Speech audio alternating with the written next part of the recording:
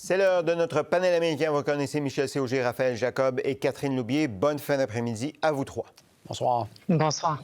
L'événement du jour aux États-Unis, c'est le témoignage, la comparution de l'ex-président Bill Clinton. C'est devant un comité du Congrès. C'est totalement exceptionnel qu'un ex-président soit convoqué de cette façon-là.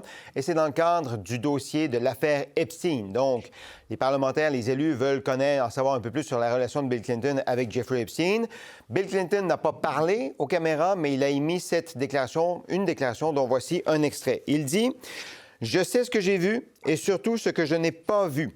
Je sais ce que j'ai fait et surtout ce que je n'ai pas fait. Je n'ai rien vu et je n'ai rien fait de mal. Et il ajoute, ayant grandi dans un foyer où régnait la violence domestique, non seulement je n'aurais pas pris son avion si j'avais eu la moindre idée de ce qu'il faisait, mais je l'aurais moi-même dénoncé et j'aurais réclamé justice pour ses crimes sans accepter d'accord à l'amiable. Donc, ce qui se passe là devant le comité, on ne sait pas ce qui se passe parce que c'est à huis clos, il n'y a pas de caméra.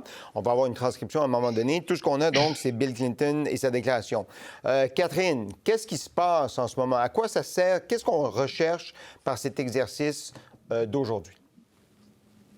En fait, d'abord, il n'y a pas d'accusation, mais on cherche à savoir pourquoi le président Bill Clinton, d'ailleurs, qui est suivi par les services de renseignement en tant qu'ancien président, a été mis dans des situations comme ça, a développé une relation importante au début des années 2000 avec Jeffrey Epstein, a été vu dans un jacuzzi avec une femme aujourd'hui qu'il a dit ne pas connaître, une jeune femme dont le visage est caviardé. Est-ce que c'est une victime?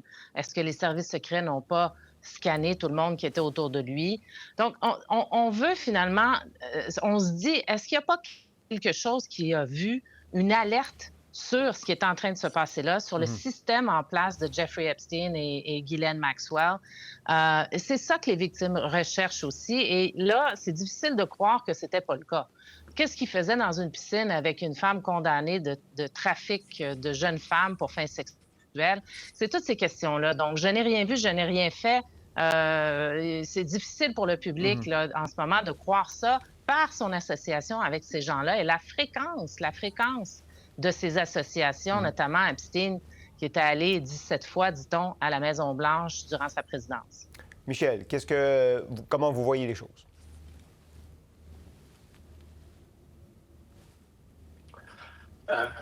Je vais rebondir sur ce que vient de dire Catherine. La bonne foi se présume, mais disons que la bonne foi envers M. Trump est un peu usée après toutes ces années. Alors, bien sûr, il dit qu'il n'a rien vu de mal et qu'il n'a rien fait de mal.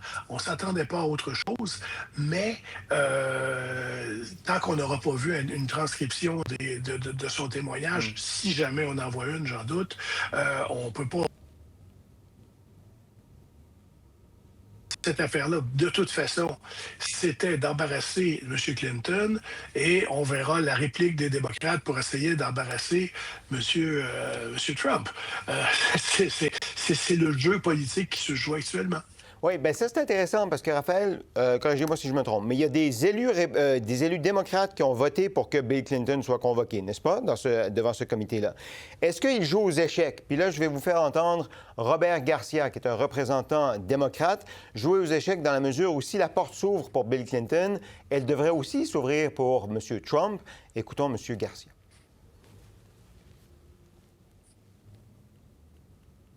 That we have a new precedent in this country where we can now demand president and former presidents to testify in front of the Oversight Committee.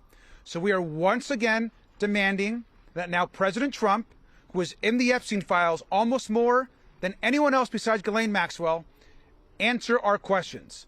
This is not a hoax. He has not been exonerated, and we have serious questions for President Trump. OK. Est-ce que c'est pas un jeu dangereux, Raphaël? On convoque Bill Clinton, mais là, on le met sous le grill pour pouvoir convoquer Donald Trump. Raphaël? La réponse courte est oui. Maintenant, pour vous en donner plus, Sébastien, vous allez me permettre de négocier en temps réel, en direct avec vous. Est-ce que vous me donnez 90 secondes? Oui, c'est raisonnable. C'est raisonnable? Ouais. On peut partir le chrono. J'ai parlé personnellement de Donald Trump dans la saga Epstein depuis des mois. Très probablement qu'on va le faire pour d'autres semaines et mois à venir. Donc, permettez-moi peut-être de parler des Clinton aujourd'hui. C'est la journée des Clinton, faisons-le.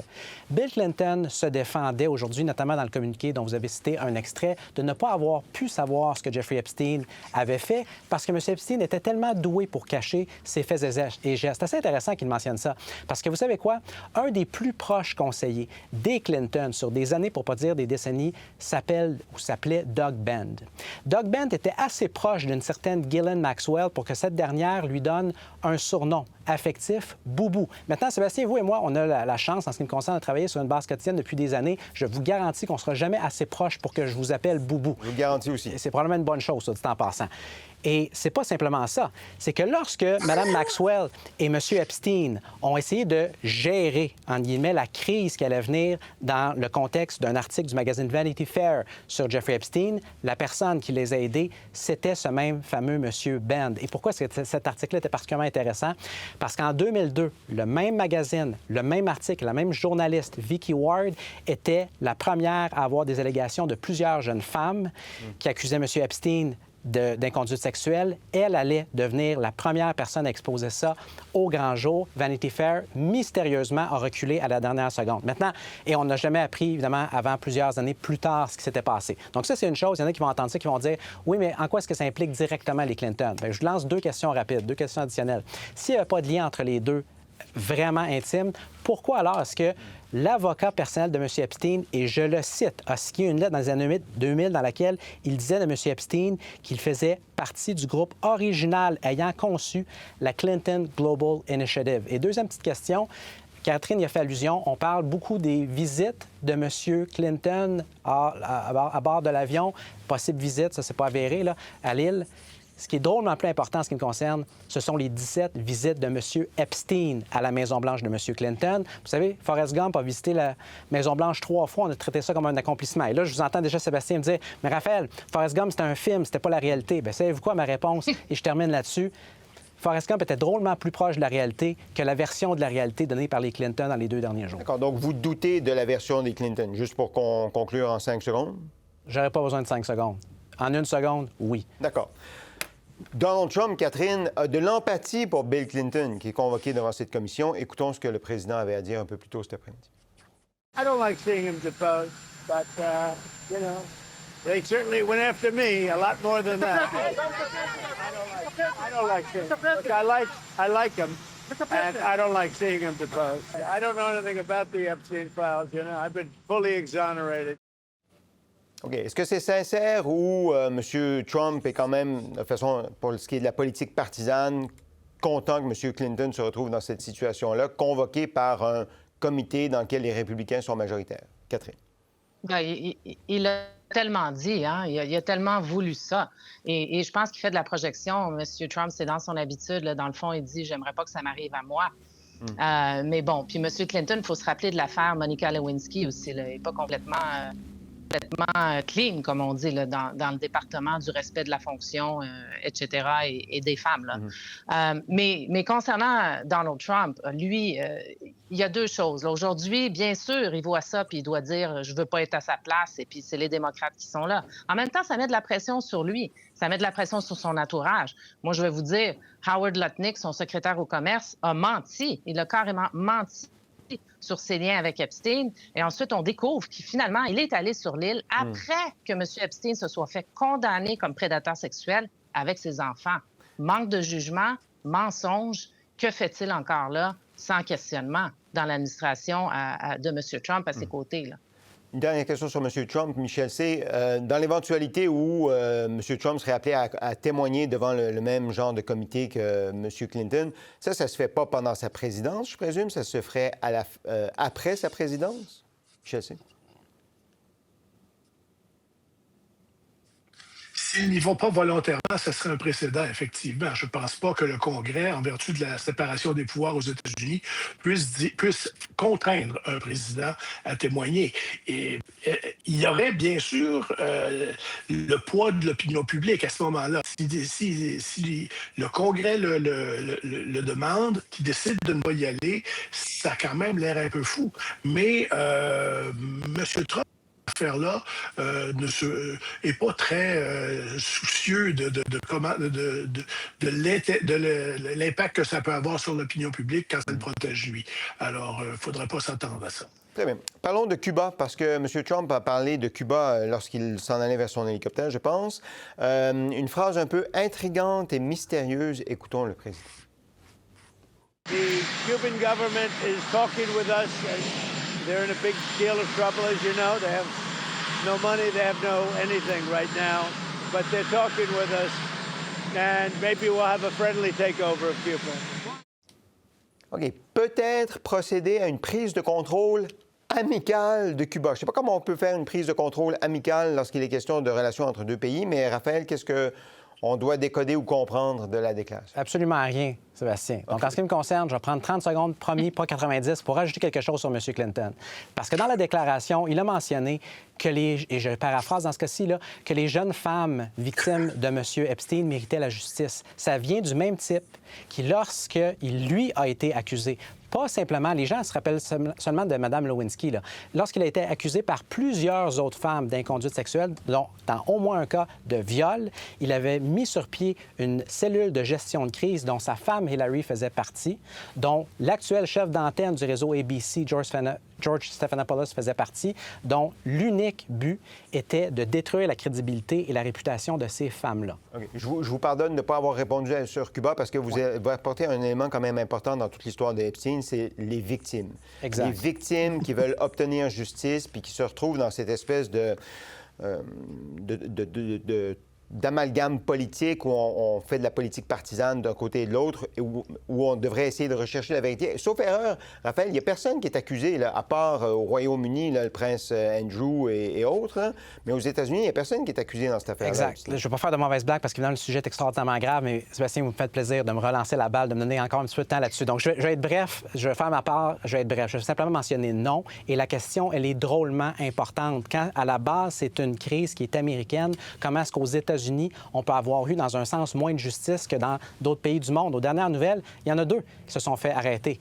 Le principal intéressé, évidemment, qu'on n'a même pas été capable de garder en vie assez longtemps pour qu'il puisse témoigner contre qui que ce soit d'autre, et Ghislaine Maxwell. Ouais. C'est incroyable. Oui, Prince Andrew, il a quand même été arrêté en Grande-Bretagne, mais pas pour une affaire sexuelle, pour une affaire de transmission d'informations. Mais je parlais d'arrestation aux États-Unis. Aux États-Unis, très bien. Exact. OK, Catherine. Cuba, ça vous va si on parle de Cuba? Oui, mais là, j'ai le goût de continuer là-dessus. Puis moi, juste pour dire, tous ces hommes qui j'ai perdu le contrôle. Qui quittent leur fonction. Non, mais tous ces hommes qui quittent leur fonction, puis rien qui arrive, c'est faux. Mais Cuba, dans le cas de Cuba, je pense que c'est encore une fois du langage Trump. Hein? Pourquoi, si les États-Unis disaient son administration, comme le fait un peu Rubio avec le secrétaire d'État avec un ton beaucoup plus soft, les États-Unis vont aider à instaurer une démocratie à Cuba et vont venir soutenir le peuple cubain dans ce moment de transition où tout le monde applaudirait. Alors, le mot « takeover » et « amical », qu'est-ce que ça veut dire? C'est condescendant, puis surtout avec le passé interventionniste des États-Unis à Cuba, c'est vraiment insultant, je pense. Oh, ça a coupé un peu. Est-ce que ça a coupé assez vraiment quoi? C'est vraiment insoutenable? J'allais dire c'est insultant pour le peuple cubain aussi. Oui. Mais le peuple cubain, Michel C., est en train d'étouffer dans la mesure où le fait que le pétrole vénézuélien ne se rende plus à Cuba, ça va pas mal, ça va pas bien pour les Cubains en ce moment. Est-ce qu'on pourrait comprendre qu'il y a des discussions entre les Américains et le gouvernement cubain pour essayer d'avoir cette prise de possession amicale? Je ne pense pas. Je pense que M. Trump, il y a quelques semaines, avait parlé de Cuba dans le contexte de, on va peut-être attaquer l'Iran, on va peut-être attaquer un autre. Et quelqu'un lui a dit, et Cuba? Il dit, Cuba, ça va tellement mal, ça va nous tomber dans la main comme un fruit mûr. Et quand je pense que quand il dit friendly takeover, il veut dire il n'y aura pas d'armée, il n'y aura pas ci, il n'y aura pas ça. Le régime va s'effondrer. Et quand vous regardez ce qui se passe actuellement, il y a beaucoup de gens qui vous diront qu'on n'est pas très loin de là. Les États-Unis ont une responsabilité là-dedans. À partir du moment où eux, dans les faits, on fait en sorte qu'il y ait un embargo sur le pétrole vénézuélien qui allait à Cuba. C'est sûr qu'ils sont un peu responsables de la situation actuelle, mais M. Trump n'a jamais de quelque façon, dit moi, je vais envoyer des troupes à Cuba. Selon lui, ça va arriver tout seul, ça. Est-ce que on dit de Marco Rubio, le secrétaire d'État Raphaël, que son rêve à Marco Rubio, c'est que le régime à Cuba tombe, puis que dans le jeu d'échecs, on va appeler ça comme ça, le Venezuela, c'était une pièce maîtresse pour couper les vivres à Cuba. Est-ce que c'est ça la stratégie? C'est certainement une partie de la stratégie. M. Rubio, avant même qu'il soit secrétaire d'État, est un sénateur de la Floride et avait fait une énorme partie de sa carrière en matière de politique étrangère américaine là-dessus. Il faut comprendre évidemment d'où il vient. Le type est un fils de réfugié et dans la communauté, la grande communauté cubano-américaine, surtout celle du sud de la Floride, c'est un enjeu qui est extraordinairement émotif, sensible et important depuis maintenant des décennies. Mais donc, c'est le but. C'est le but que Cuba C'est le but, très tombe. clairement. D'accord, Absolument. très bien. Un mot, je pense qu'il nous reste 3-4 minutes. Un mot sur le discours sur l'État de l'Union prononcé mardi par M. Trump. Un discours fleuve, ça a duré longtemps, le plus long de l'histoire. Et dans ce discours-là, il y a eu des interventions d'élus démocrates qui ont interpellé le président au moment où il prononçait son discours. Ça a donné ceci. You should be ashamed of yourself not standing up. You should be ashamed of yourself. That is why I'm also asking you to end deadly sanctuary cities that protect the criminals and enact serious penalties for public officials who block the removal of criminal aliens. Bon, ça, c'était au moment où il invitait les élus à se lever pour ceux qui voulaient protéger les Américains par rapport aux illégaux criminels. Catherine, comment ça a été reçu, son discours sur l'État de l'Union aux États-Unis?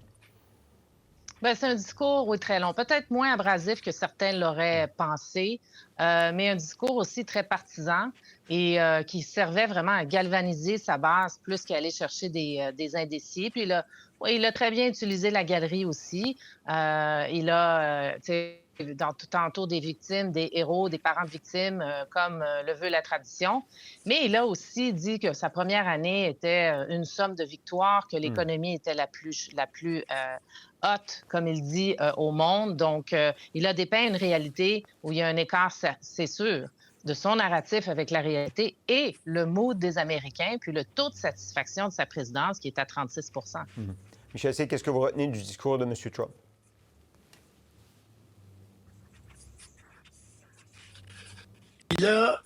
Il jouait littéralement à l'animateur de télévision. Là, faites entrer l'équipe américaine de hockey, un tel. C'était disgracieux parce que c'est un moment important dans la vie nationale des États-Unis, le discours sur l'État de l'Union. C'est supposé être un moment solennel.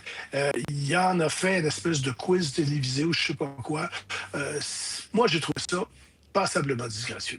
Et en même temps, Raphaël, est-ce qu'on peut s'attendre à autre chose de M. Trump? Il me semble que ça fait partie de sa personnalité. On commence à le connaître. Hein? Évidemment. Et ça va prendre beaucoup plus que ça pour pouvoir changer la dynamique d'ici aux élections de novembre prochain. Vous savez, très souvent, les observateurs, les commentateurs, depuis les derniers mois, ont développé une espèce de consensus dans lequel on répète, là, à qui mieux, les républicains vont peut-être perdre la Chambre, ils vont maintenir le Sénat. Les choses vont peut-être changer d'ici 8 mois, mais je vous dirais, Sébastien, que si le vote était aujourd'hui, en ce qui me concerne, non seulement les démocrates remporteraient la Chambre des représentants presque assurément haut la main, mais ils seraient de très bonnes chances de gagner le Sénat. Quand on regarde, je le fais très brièvement, là, les sièges qui sont en jeu en date d'aujourd'hui, je dirais que les démocrates devraient être considérés favoris pour gagner les sièges républicains actuellement là, en Caroline du Nord, au Maine, en Ohio et auraient d'excellentes chances de gagner ceux en Alaska et au Texas. Faites le calcul, ça fait 5.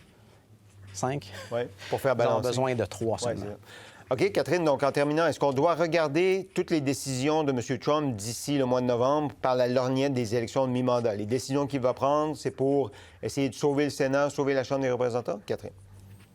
Ben oui, mais surtout de faire en sorte, écoutez, les Américains accusent des retards sur leur carte de crédit, sur leur maison, les paiements de maison. L'économie ne va pas si bien que ça là, quand on regarde cette réalité-là. Donc, moi, je pense que le coût de la vie, ça demeure l'enjeu numéro 1 pour Monsieur Trump, beaucoup plus que l'immigration. Là, on a fait beaucoup là-dessus, ou les affaires internationales. C'est vraiment le coût de la vie, le portefeuille. Très bien. On verra comment il se débrouille là-dessus. Les amis, je vous remercie d'avoir participé à l'émission et on se donne rendez-vous vendredi prochain. Merci. Merci.